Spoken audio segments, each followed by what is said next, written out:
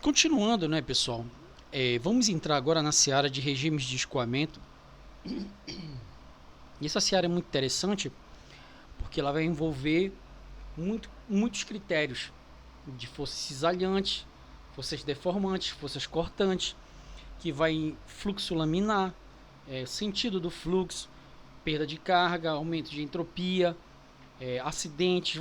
Nós vamos entrar agora em vários pontos de conhecimento diversos que são interdisciplinares. A mecânica dos fluidos é a parte da física que estuda o efeito das forças nos fluidos. Forças cisalhantes, forças cortantes, deformação do fluido, transporte de massa. Os fluidos em equilíbrio estático são estudados pela hidrostática e os fluidos sujeitos a forças externas não nulas são estudados pela hidrodinâmica. Por que não nulas? Porque forças resultantes iguais a zero, não há deformação do fluido e transporte. Os escoamentos incompressíveis são aqueles que sofrem desprezivelmente a ação da compressão dos fluidos no escoamento. Na verdade, ocorre um processo de compressão, porém, sobremaneira pequeno, que ele não entra na seara de discussão. Em nível de pesquisa, algo mais aprofundado, isso pode ser uma realidade. O que seria a compressibilidade, né? A compressibilidade é uma variação infinitesimal do baixo volume por unidade de variação. Em termos mais simples, é a propriedade da matéria que a matéria apresenta quando sofre a ação de forças adequadamente distribuídas, tendo seu volume distribuído. Lá na frente a gente vai ver que, por critérios de termodinâmica, pressão, temperatura e volume, elas têm uma interação, né, com troca energética, né, aumento de entropia e outras mais. Em termodinâmica e mecânica dos fluidos, a compressibilidade é uma medida relativa de mudança de volume de um fluido ou sólido como uma resposta a uma pressão significativa à alteração da tensão. Nós já vimos aqui que forças de tensão e forças de compressão sempre são classificadas por uma unidade por área, né? Por isso, a necessidade dessa interação ser feita sabendo a área geometricamente que está sendo aplicada essa tensão. Bem, continuando.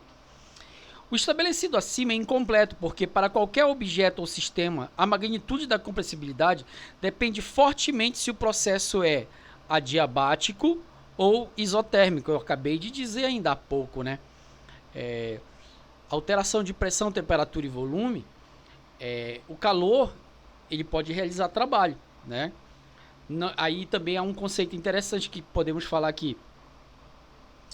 Eu vou aumentar a entropia do sistema, vou aumentar a energia do sistema e eu vou produzir trabalho indefinidamente. Não. Há uma inflexão dessa curva, né? Ela é proporcional ao aumento de energia e à realização de trabalho, força versus deslocamento, princípio da conservação de energia, ocorre até um determinado processo, ela é exponencial, depois ela é quadrática, ela começa a cair, declinar.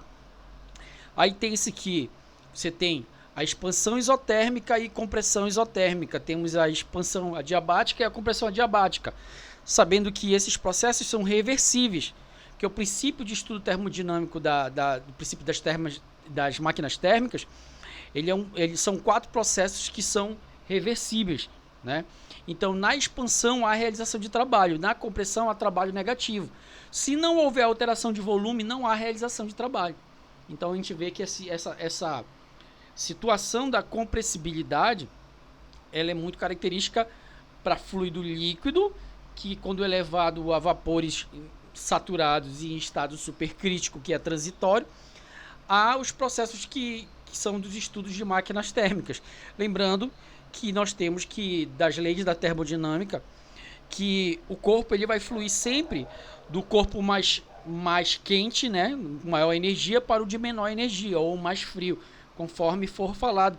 E nesse sentido há uma proporcionalidade, né, em relação a essa classificação. Vamos continuar. Quanto à variação do tempo, temos que o regime permanente é aquele em que as propriedades do fluido são invariáveis em cada ponto ao longo do tempo. Observe, as propriedades podem variar ao longo do fluido, posição, mas não ao longo do tempo. Regime variável não permanente. Em contrapartida, vai de encontro ao exposto acima, ou seja, propriedades com velocidade, massa específica, pressão, em alguns pontos variam com o passar do tempo. Então, quando não há essa variabilidade, dizemos que é um regime permanente, é em função do tempo, tá? Quanto ao vetor de velocidade, no regime uniforme, o vetor de velocidade é o mesmo em todos os pontos para determinado instante, logo é considerado uniforme quando todas as seções transversais forem iguais à velocidade média para a mesma, né? O que seria essas tensões transversais? Eu vou ter que voltar aqui rapidamente, me perdoe, eu vou ter que voltar, voltando aqui, depois a gente, né? Voltando aqui rapidamente.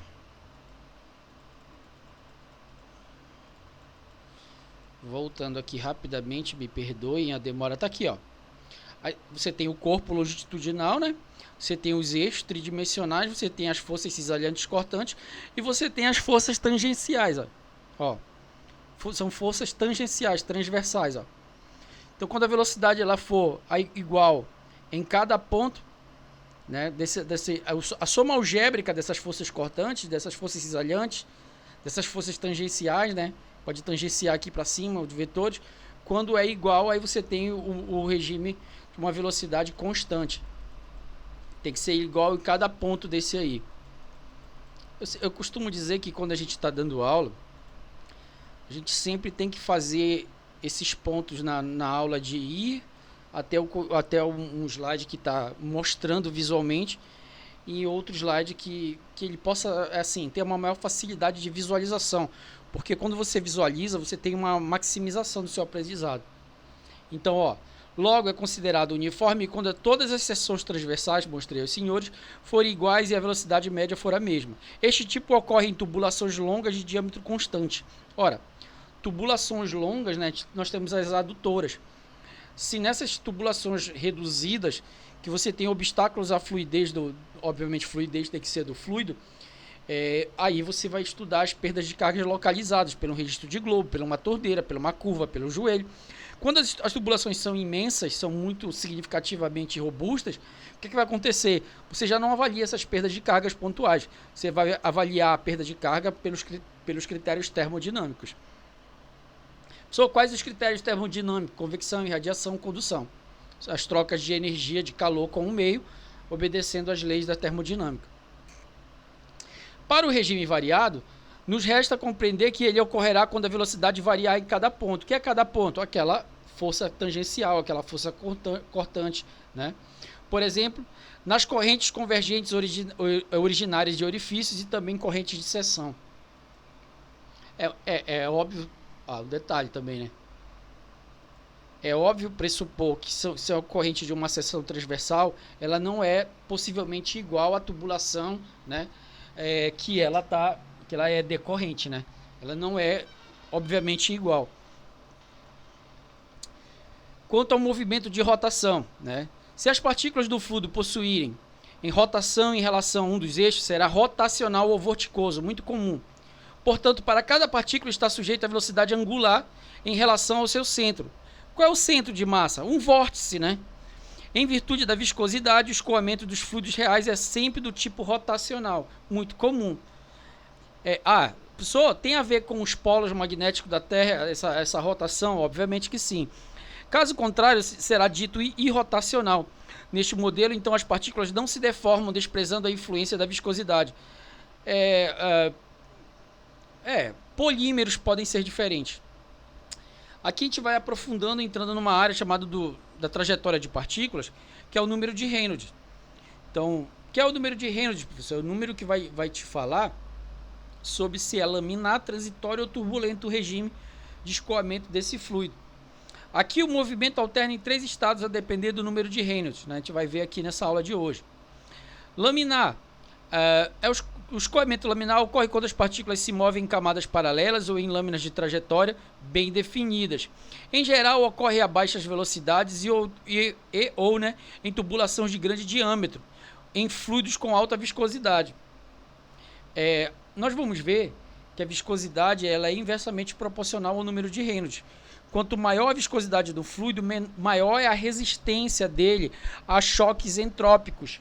Então ele por ser mais denso, né, por ser mais viscoso, ele tem inversamente proporcional à entropia, né? Assim, quando vemos aquele fio de água escoando por uma torneira, foi mal fechado, estamos diante de um escoamento laminar. Eu posso dizer aos senhores que pouquíssima interação industrial você vai ver. O senhor tem equações em relação ao regime laminar? Tem. Mas assim, a aplicabilidade desse regime na atividade industrial, para os estudos, é muito incipiente. Continuando. O fluxo laminar, conforme a gente pode ver, é uma descarga baixa, né? Tem a ver com a entropia do sistema, né? Você está vendo que é um fluxo bem homogêneo. O escoamento transitório é aquele em que há algumas flutuações intermitentes do fluido no escoamento laminar, embora não seja suficiente para caracterizar um escoamento turbulento. Então você já percebe direções diferentes em relação ao fluxo, né? Maior entropia do sistema. O turbulento, olha o estado de desorganização, né, de moléculas. Por fim, o escoamento turbulento é aquele em que as partículas do fluido se misturam rapidamente enquanto se movimentam. O movimento irregular ocasiona flutuações aleatórias no campo tridimensional de velocidade. Bem, essa alta descarga também não é desejada pela atividade industrial. Por quê, professor? Aumento significativo de entropia do sistema de uma forma desorganizada pode ocasionar uma perda de carga muito significativa dentro do processo que não se busca na atividade industrial. Aqui a gente tem transitional flow, né? Aqui você tem a área de transição e aqui o regime turbulento. Bem legal, né? Vamos dizer assim, essa imagem, né? Aumentada aí, microscópico. A questão da deformação dos fluidos é muito interessante essa discussão. Nos fluidos podem ocorrer formas de deformações semelhantes ao que ocorrem nos sólidos. Por que semelhante? Porque são forças cisalhantes, né? Forças cortantes que atuam sobre a deformação do mesmo, causando movimento. A diferença entre um sólido e um fluido ideal está justamente na resposta ao comportamento de ambos quando submetidos a um esforço. Então, o que pode acontecer? Quando você aplica uma tensão por área e não necessariamente ele tem uma alteração, esse regime ele pode citar que ele é um regime, deixa eu ver se está aqui no início. Deixa eu ver se está aqui no início. Aqui, ó. Ele é um fluido não newtoniano, ó. Não apresentam taxas de deformação proporcionais às tensões cisalhantes aplicadas por eles. Então pode ser que seja nesse sentido, né? É um fluido não newtoniano. Vem dos polímeros, do processo de polimerização. E o que seria um fluido newtoniano? É quando ele se deforma a partir de uma tensão aplicada. Lembrando que essa tensão, ela é uma tensão por área, né? Ela é uma tensão por área, né? Ela não se aplica indefinidamente. Ela é uma tensão que é aplicada por área. Voltando. Então vamos lá. A diferença de sólidos está justamente na resposta ao comportamento de ambos. Acabei de mostrar aos senhores. Nos fluidos ideais, diferentemente dos sólidos ideais, todas as deformações envolvem algum tipo de escoamento irreversível entre moléculas ou entre as camadas. A deformação, isso aqui é uma foto, uma imagem bem clássica, né? O tipo mais comum de deformação nos fluidos é por cisalhamento simples, forças cortantes, que gera escoamento caracterizado pelo movimento relativo das moléculas do fluido devido à ação de uma força externa. Já trabalhamos isso aqui nas aulas, né? Continuando. Um fluido é uma substância que se deforma continuamente sob a aplicação de uma tensão de cisalhamento tangencial a qualquer valor. Tem que ser constante, né? Porque acessar essa força atuante, o corpo deixa de ter deformação e deixa de ser estudado pela hidrocinética, né? Aí vem o fluido não newtoniano.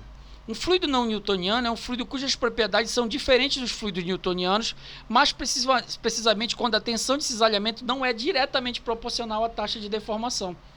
Como consequência, fluidos não newtonianos podem não ter uma viscosidade bem definida. É um campo de atuação ainda bem restrito.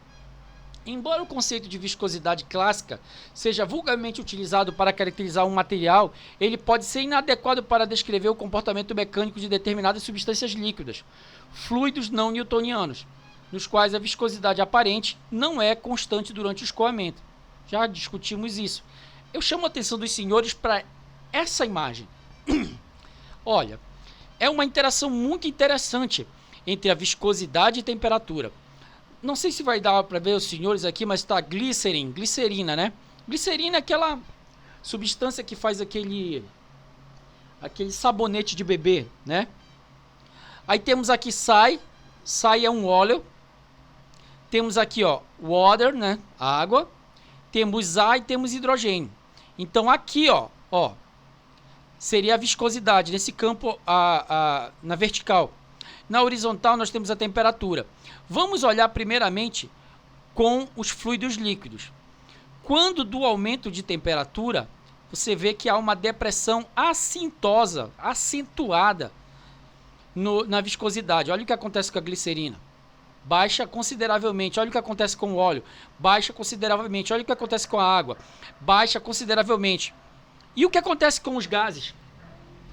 Com os gases, você vê que com o aumento de temperatura, há um aumento também da viscosidade. Então, é inversamente proporcional, né? Aqui também, desse dado, justifica-se o fato de, por exemplo, um automóvel ter que trocar a cada X quilômetros,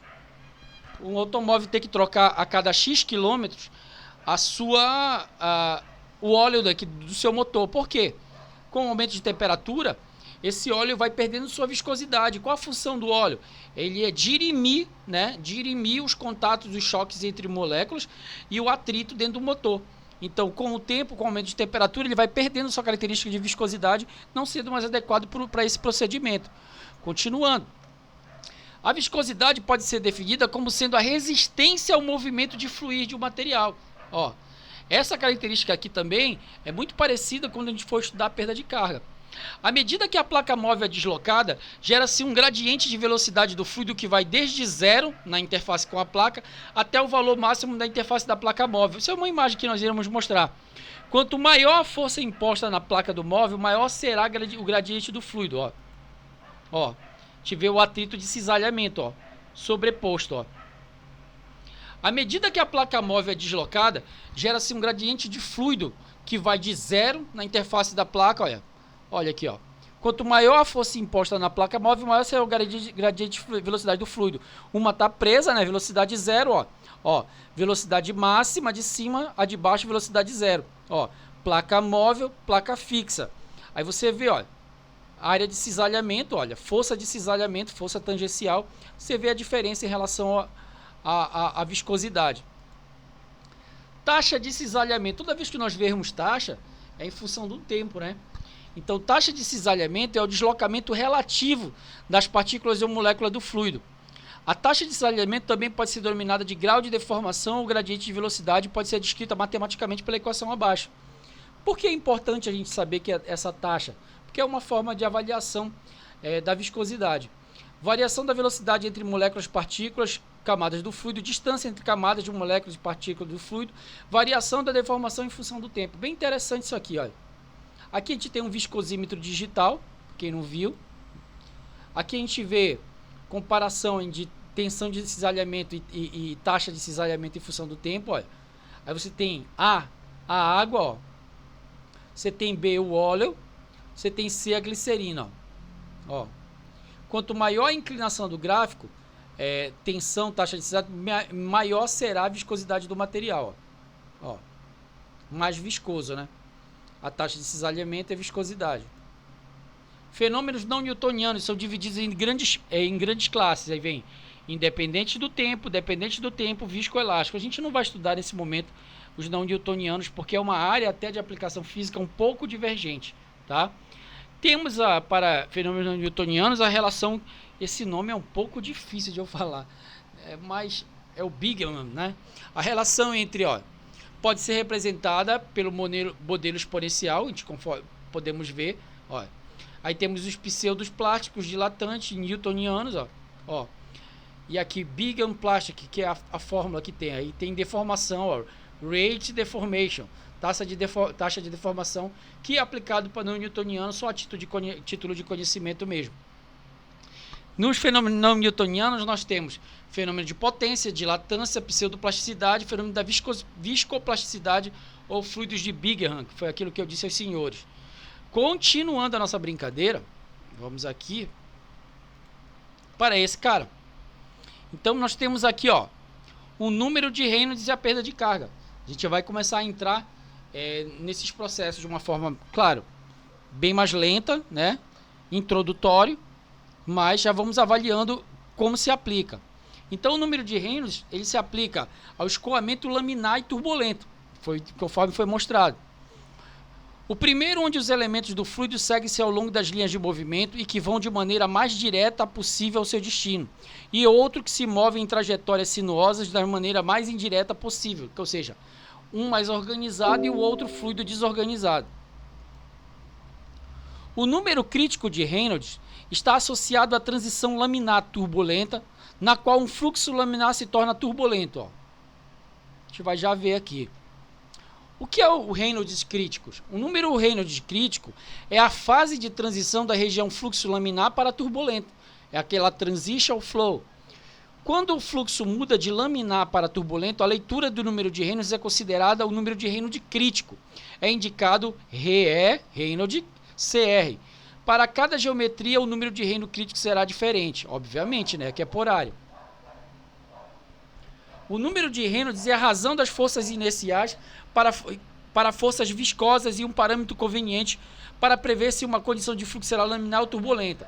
A gente pode ver aqui, ó, RE, aí temos inertial forces, forças inerciais, olha, ó, PVD, ó, densidade, viscosidade, ó. Aí nós temos a questão da massa, né? Aí olha aqui a viscosidade, ó, aí velocidade, ó. Você vê que é inversamente proporcional a viscosidade ao número de Reynolds, né? Aí temos o regime laminar, regime turbulento. Essa fórmula aqui nós iremos aplicar praticamente em todas as condições para acharmos o fator crítico e desse fator crítico a perda de carga localizada e a perda de carga total. Para o fluxo em um tubo de diâmetro D, observações experimentais mostram que o fluxo totalmente desenvolvido, o número crítico de Reynolds, RD crítico, é 2.300. Não há um consenso definitivo quanto a esse número aqui. Fluxo laminar para fins práticos, se o número de Reynolds for menor que 2.000, ó, o fluxo será laminar. O número de Reynolds de transição aceito para o fluxo do tubo circular é de 2.300. Por que ele está falando de geometria? Porque dependendo, obviamente, da forma geométrica, o escoamento será afetado. Fluxo de transição. Nos números de Reynolds entre 2.000 e 4.000, o fluxo é considerado instável, como resultado do início da turbulência. Esses fluxos às vezes são chamados de fluxo de transição. Fluxo turbulento, se o número de Reynolds for maior que 3.500, o fluxo é considerado turbulento. Não é adequado para todos os regimes de produção. Aí nós temos aqui, ó, ao determinar se a camada limite é laminar ou turbulenta, é frequentemente razoável supor que a transição comece em algum local vezes crítico, como mostrado na figura. Esta localização é determinada pelo número crítico de Reynolds, ó. Aí nós temos aqui, ó, laminar boundary, aqui, ó, transition region, aqui, ó, transição, aqui, região de transição, e o regime turbulento, você pode ver aqui, ó. Aí você tem o overlap layer, buffer layer, viscosidade da subcamada. Então, esse é o número de Reynolds. Fica por aqui.